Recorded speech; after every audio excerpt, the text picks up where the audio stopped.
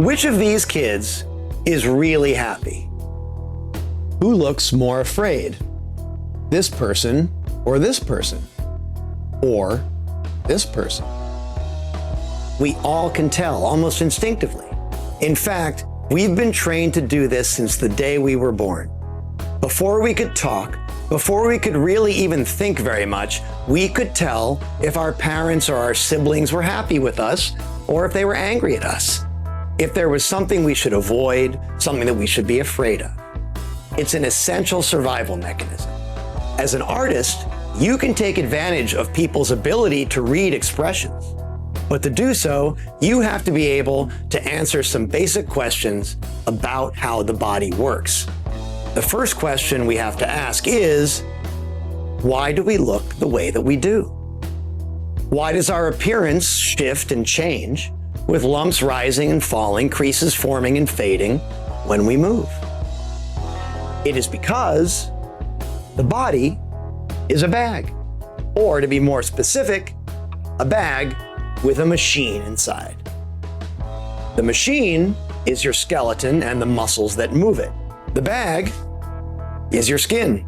As the machine inside moves, your skin responds to these movements and finds a compromise between the demands of the machine and the force of gravity.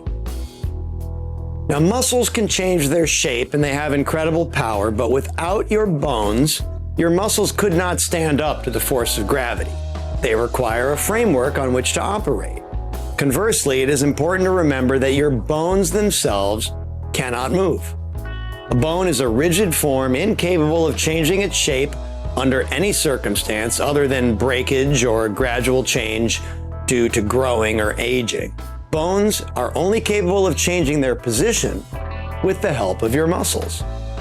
Here we have a generic representation of a muscle. It has an attachment point on either end and a belly in the middle. Every muscle in your body is based on this same basic structure. The belly is full of blood and bundles of muscle fibers, and also, if I may get overly technical for a moment, innervation receptors that receive signals from the brain. The ends, or attachment points of the muscles, transition into tendon, a somewhat stretchy and bloodless material that adheres to the muscle's attachment point, which is usually, but not always, a bone. Now, muscles can change their shape, but only in one way. They can contract. That is literally the only thing that they can do. When they contract, they bulge in or near the middle, and when they relax, they thin out and resume their normal shape. Muscles cannot push, they can only pull. The bones that they pull and the direction in which they pull them is decided by where the muscles are attached. Most of the muscles in the human body run from one bone to another. If a muscle was attached at both ends to the same bone, it could not move that bone because a bone is in and of itself a rigid singular form. Okay. Now I want you to close your fist and bend your elbow and make a muscle. Okay, I don't have much of a muscle, but just play along with me here, okay? Notice that as your bicep bulges, your forearm is pulled up towards your shoulder. That is because the bicep is attached to your scapula at the top and to your radius at the bottom. You cannot bulge your bicep without pulling your forearm towards your shoulder unless you simultaneously engage other muscles on the back of your arm, such as your triceps or your extensors. Now, this is how the body moves. Because an individual muscle can only do one thing, and what is that? That's right, contract. There must be another opposing muscle that can contract and move your body back in the other direction. That is how your bicep and triceps work. That is how your hamstrings and thigh muscles work in your legs, and gravity is also a factor. The muscles that lift your body against gravity are usually bigger and stronger than those that don't have to fight gravity as hard. A good example of this is your deltoid, or shoulder muscle. To lift your arms up in the air requires you to fight gravity. Most people do not have very strong corresponding arm lowering muscles. An exception to this would be competitive swimmers, who are horizontal and must force their arms back down towards their torso through the water. So, bones are rigid. Muscles are attached from one bone to another and move those bones by contracting. Corresponding muscles also attach bone to bone, but generally on the opposite side, move the bones in the other direction, also by contracting while the first set of muscles relaxes. For example, when you run, you alternately use your quadriceps and your hamstring. Quadriceps, hamstring, quadriceps, hamstring, quadriceps, hamstring, and before you know it, you're running. There are, however, some very important muscles in the body that do not run from bone to bone. These are the muscles of the face that control emotional expression. There are a few other muscles that don't run bone to bone, such as the diaphragm and the muscle of the heart, but they don't affect the outer appearance of the body, and this is an art class, not a medical school, thank God. The primary muscles of expression are those found in the forehead and around the mouth. These muscles are attached to bone, either the skull or the jawbone on one end, and to your fascia, or the underside of your skin on the other. These muscles allow us to express our feelings, usually unconsciously, and more importantly, allow others to read our emotional state. Why have we evolved to have these muscles that are not directly useful in essential physical behavior such as running, climbing, lifting, or eating? Well, we are highly evolved social animals, but only recently did we develop spoken language. Now, imagine that you are a cave person out hunting or foraging, and you run into a person from another tribe. The first thing you would want to know is if this other person wants to befriend you, mate with you, or kill you. Your first clue as to their intention is going to be reading their facial expression. If their brow is furrowed, and their eyes are squinted, and the corners of their mouth are pulled down, revealing their lower teeth, you should probably keep a good grip on your spear. If their eyebrows are straight across and there is a slight upward crease on both sides of their mouth, chances are they come in peace. If their forehead is creased and their eyebrows are raised and there are downward creases at the sides of their mouth, they might be more afraid of you than you are of them. Now, this cave person probably did not intentionally engage their facial muscles in such a way as to create their facial expression. It happened involuntarily, at least initially, and it is the involuntary nature of these muscles that makes them such a good indicator of how a person is feeling. When you tell a kid to smile for a picture, they give you what they think a smile looks like. It is very hard to fake an emotion. We get better at it as we get older, and actors work to gain special control of their facial muscles, but when it comes to drawing the human face with accurate depictions of emotions, it can be easy to tell when it's wrong or when it's right once you know what the muscles are and what they do. There are many muscles in the face, and some have more to do with expression than others. Some are designed to protect the eye, some are used for chewing or speaking and other complex mouth movements. These muscles, less involuntary for the most part, may interact with or be affected by the muscles of expression, but we're not going to focus on them right now. For now, we are concerned with the muscles primarily used for expression, how they work, and how we can use them to make better art. Let us again remember that muscles can only do one thing. And what is that? That's right, they can contract. And whatever part of the body they move can only return to the previous position by the relaxing of that muscle and the contraction of a corresponding muscle, or by gravity, or more likely, by a combination thereof. There is a wide, flat muscle on our foreheads called the frontalis. It is attached at the upper horizontal edge to a subtle ridge on the frontal bone of our cranium, approximately where your hairline is.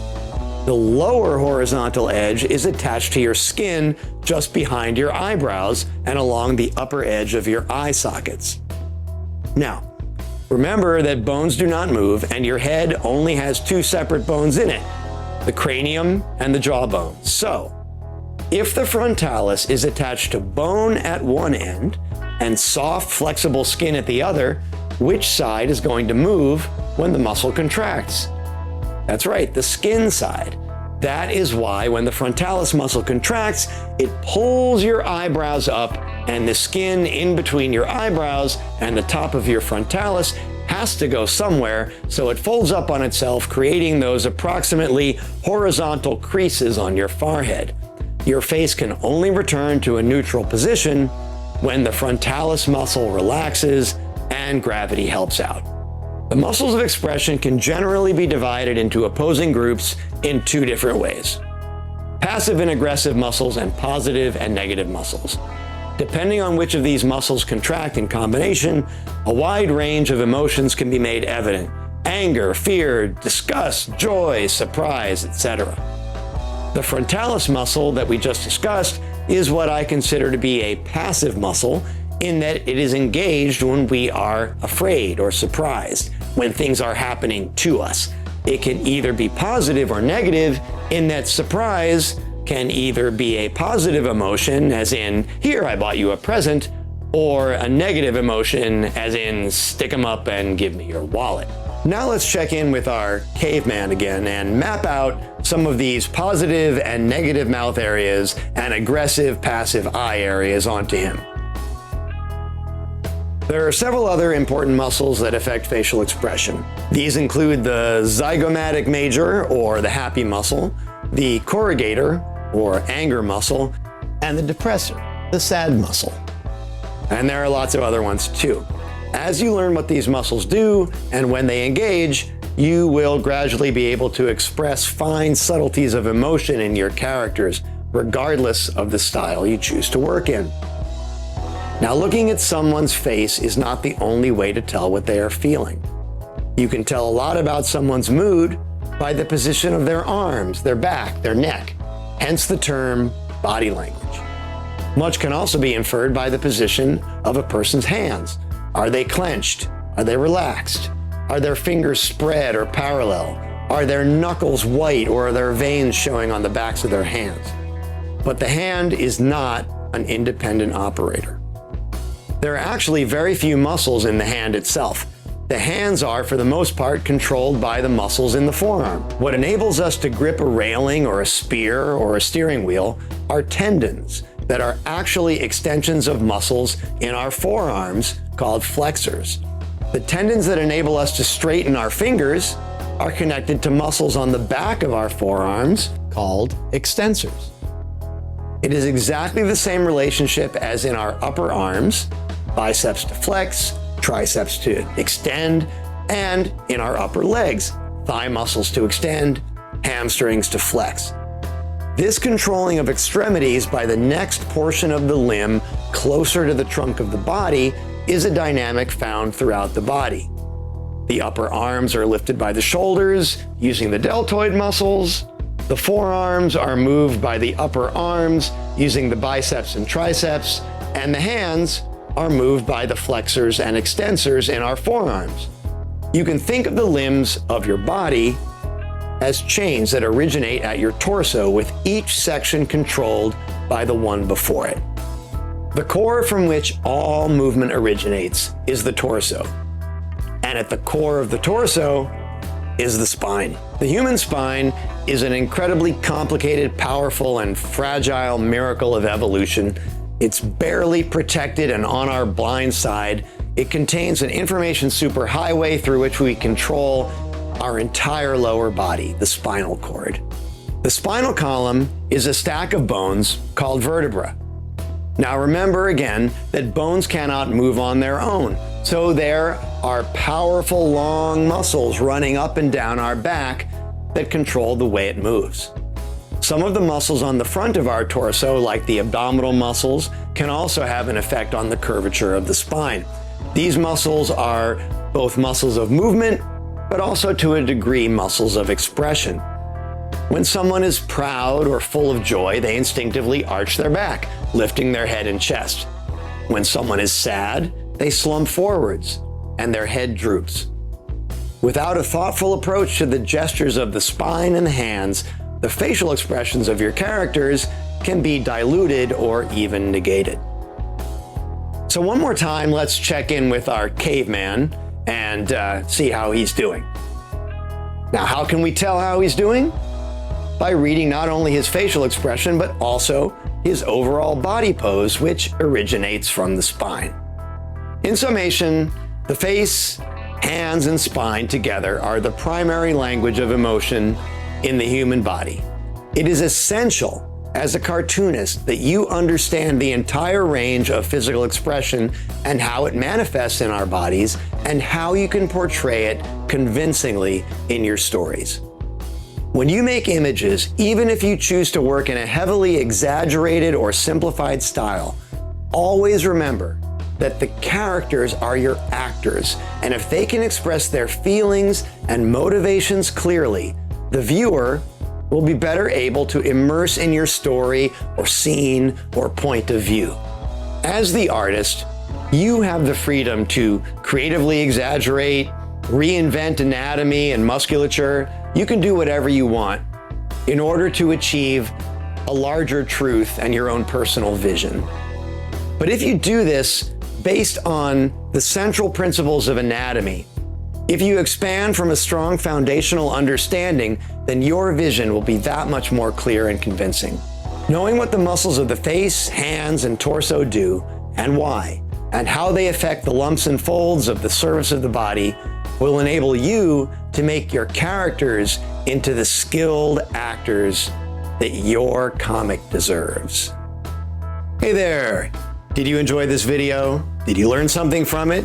Did it maybe get you excited about telling your own story? Well, hey, why don't you like and subscribe? And beyond that, you can even sign up and take a class with me. That's right, I will help you make your very own comic. So you can click in any one of these links that is of interest to you, and I hope to see you soon.